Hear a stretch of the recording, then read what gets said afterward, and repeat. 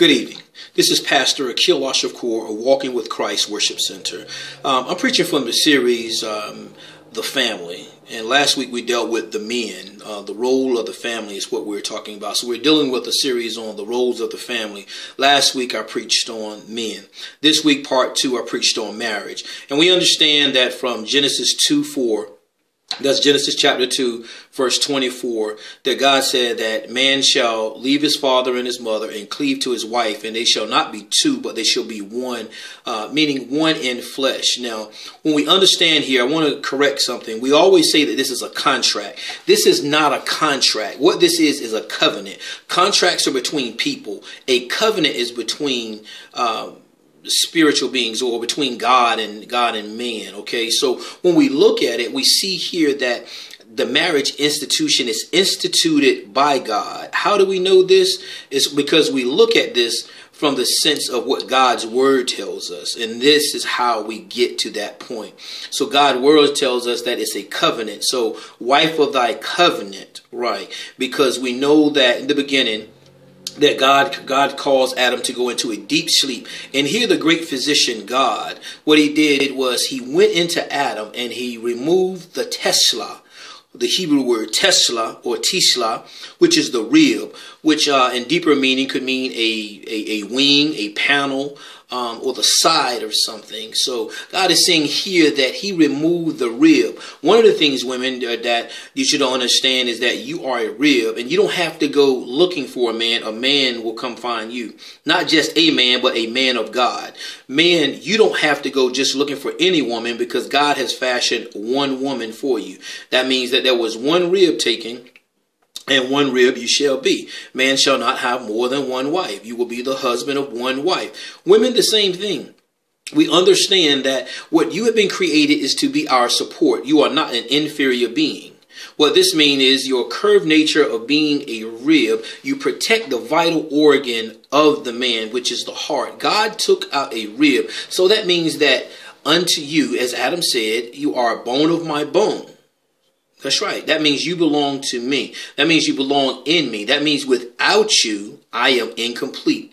Well, what we have to understand is that we are getting married today off of biblical or scriptural texts, and not what our grandparents did, not what our mothers and fathers did. Because listen, when we really look at it, many of us might not like to admit it, but more Christian marriages are ending in divorce. When I say more Christian marriages, I want to say this. I want to say that, first of all, no one has done the research, or I haven't seen the research, that where people have seen that people have actually entered into marriage under Christian principles, and they've actually had a Christian counseling, or they've had a Christian pastor to actually counsel them on what Christian marriage should look like.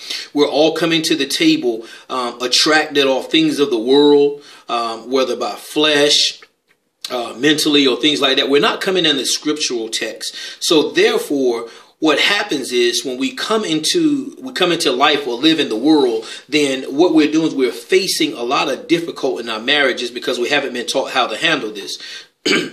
So we stand at the sacred desk, or we stand at the altar, and we say, for rich or for poor, for sick or in health, and things of this nature. And those are the very things that cause us to break covenant, as I would say. And the reason being is because it could be a situation like this. It could be a situation where a husband loses his job, or he doesn't have the job that will pay to give the wife things that she see other women with, and she'll get frustrated. And her life, being frustrated of having to do with less finances, drives into a state where she pushes her husband away. Okay. Another situation could be infidelity. Well, we know infidelity pretty much ruins a lot of marriages. But let's be for real. Just because somebody's been married 20 or 30 years does not mean that they have a sacred marriage. They mean that they have been married, but they have broken covenant. Because anytime you go outside of your marriage, that means when you have violated, you are not acting in one flesh. That means when you are taking on the world, you have the Jezebel spirit, and you are listening to what the world says about your marriage, you're a broken covenant. You are not one in flesh with your husband or your wife. So what we must understand that we must start to look at marriage in a spiritual sense. That means that we marry to the principles of God long before we marry to the principle of man and woman. And then this would be a way. Speaking from one that has been through it, just take it from me.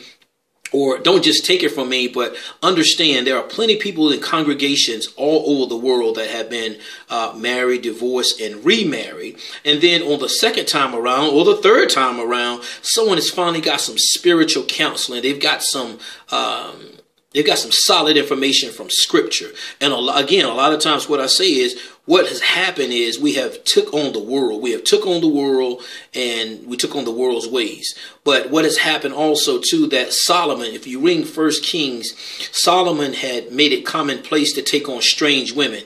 These women lived in a place of Sheol, or a place of the shadows. And you know, like I know, that dirt happens in the dark. So to take on these strange women habits, like the Hebrew word Zara, meaning a woman from another family, or Nikriah, taking on a woman from another nation, brings about some strange things. But in this place, we see that Solomon had made it commonplace.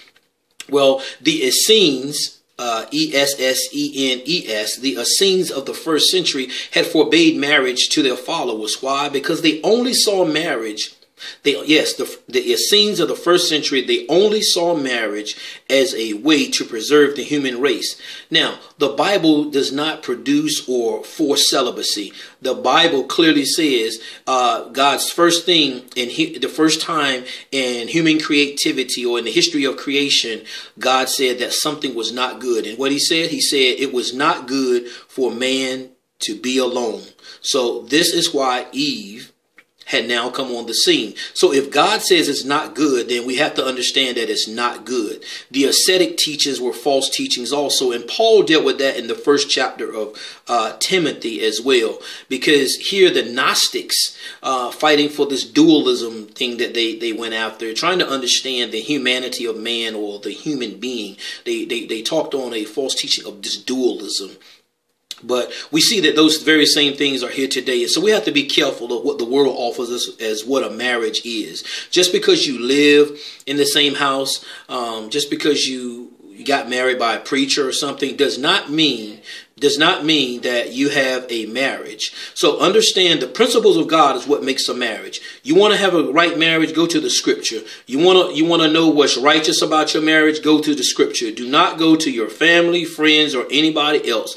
Go to the Scripture. This has been Pastor Akil Ashakur, Walking with Christ Worship Center.